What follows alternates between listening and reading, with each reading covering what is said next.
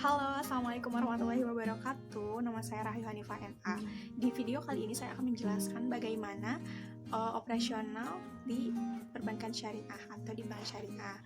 Nanti kita akan membahas mulai dari produk apa saja yang tersedia di bank syariah, lalu nanti ada akad-akad yang digunakan pada saat operasional di bank syariah, dan bagaimana sih struktur organisasi di bank syariah itu tersendiri, dan perbedaannya dengan bank konvensional itu apa ya. Kita simak baik-baik ya videonya.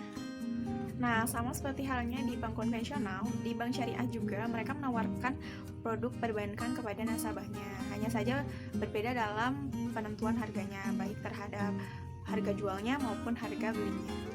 Produk-produk yang ditawarkan bank syariah kepada nasabahnya ini sudah tentu sangat islami ya, termasuk memberikan pelayanan terhadap nasabahnya. Ya, baik, kita masuk ke produk perbankan yang pertama.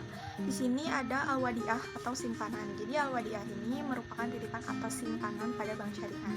Prinsip al-wadiah merupakan titipan murni dari satu pihak ke pihak lain, baik perorangan maupun badan hukum, yang harus dijaga dan dikembalikan kapan saja bila si penitip menghendaki. Penerima simpanan di al-wadiah ini disebut yad al-amanah, yang artinya tangan amanah. Jadi si penyimpan tidak bertanggung jawab atas segala kehilangan dan kerusakan yang terjadi pada titipan selama hal itu bukan akibat dari kelalaian atau kecerobohan yang bersangkutan dalam memelihara barang tersebut. Oke, lanjut ke produk perbankan syariah. Poin kedua di sini ada pembiayaan dengan bagi hasil. Jika dalam bank konvensional, kita sering mendengar bahwa penyaluran dana itu dikenal dengan istilah kredit atau pinjaman ya. Sedangkan dalam bank syariah itu, penyaluran dana dikenal sebagai istilah pembiayaan. Perbedaannya, jika di bank konvensional, keuntungan bank diperoleh dari bunga yang dibebankan. Sedangkan pada bank syariah tidak ada istilah bunga, tetapi memakai prinsip bagi hasil, di mana prinsip bagi hasil ini dibagi menjadi kepada 4 akad utama. Yang pertama ada al-musyarakah, yang kedua al-mudarobah, yang ketiga ada al-muzaroah, dan yang keempat ada al-musaqah. Selanjutnya, produk perbankan syariah yang ketiga di sini ada bai al-murabahah.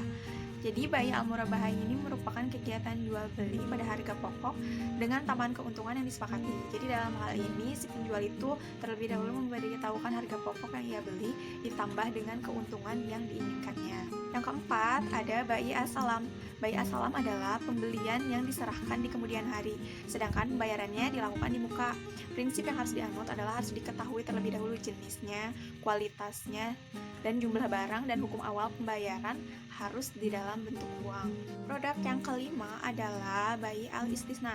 Bai al-istisna ini adalah bentuk khusus dari akad bai as-salam. Oleh karena itu, ketentuan dalam bai al-istisna itu ketentuannya dan aturannya dari bai as-salam. Jadi pengertian dari bai al-istisna ini adalah kontrak penjualan antara pembeli dan produsen atau pembuat barang. Ya, masuk ke produk perbankan nomor 6. Di sini ada al-ijaroh atau leasing. Jadi al-ijaroh ini merupakan akad pemindahan hak guna atas barang atau jasa melalui pembayaran upah sewa tanpa diikuti dengan pemindahan kepemilikan atas barang tersebut. Dalam praktiknya, kegiatan ini dilakukan oleh perusahaan leasing, baik untuk kegiatan operating lease maupun financial lease. Ketujuh ada al-wakalah atau amanat. Jadi wakalah atau wakilah ini artinya penyerahan atau pendelegasian atau pemberian mandat dari satu pihak kepada pihak lain. Jadi mandat ini harus dilakukan sesuai dengan yang telah disepakati oleh si pemberi mandat. Kedelapan ada al-kafalah atau garansi. Pengertian al-kafalah adalah jaminan yang diberikan penanggung kepada pihak orang ketiga untuk memenuhi kewajibannya pihak kedua atau yang ditanggung. Jadi dapat pula diartikan sebagai pengalihan tanggung jawab ya dari suatu pihak ke pihak yang lain. Dalam dunia perbankan ini dapat dilakukan dalam hal pembiayaan dalam jaminan seseorang. Oke, yang ke-9 ada al-hawalah. Al-hawalah merupakan pengalihan hutang dari orang yang berhutang kepada orang lain yang wajib menanggungnya, atau kata lainnya pemindahan beban utang dari satu pihak kepada pihak lain.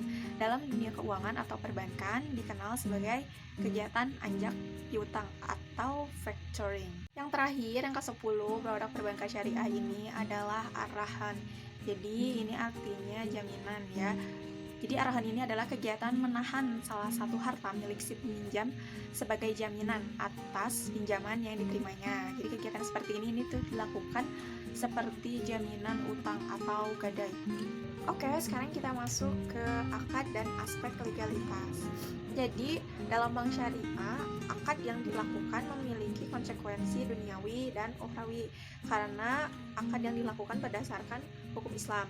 Jadi, seringkali nasabah berani melanggar kesepakatan atau perjanjian yang telah dilakukan apabila hukum itu hanya berdasarkan positif belaka. Tapi tidak ada demikian bila perjanjian tersebut memiliki pertanggungjawaban hingga yaumil kiamah nanti. Setiap akad dalam perbankan syariah, baik dalam hal barang, pelaku, transaksi, maupun ketentuan lainnya, harus memenuhi ketentuan akad seperti hal-hal berikut. Yang pertama ada rukun. Rukunnya itu seperti ada penjual, pembeli, barang atau jasanya, harganya, akad atau ijab kabulnya. Ini merupakan 5 rukun. Yang kedua ada syaratnya. Syaratnya itu yang pertama ada barang dan jasa itu harus halal. Lalu harga barang dan jasanya harus jelas. Dan tempat penyerahan harus jelas karena akan berdampak pada biaya transportasi. Yang terakhir ada barang yang ditransaksikan harus sepenuhnya dalam kepemilikan, tidak boleh menjual sesuatu yang belum dimiliki atau dikuasai seperti yang terjadi pada short sale di pasar modal.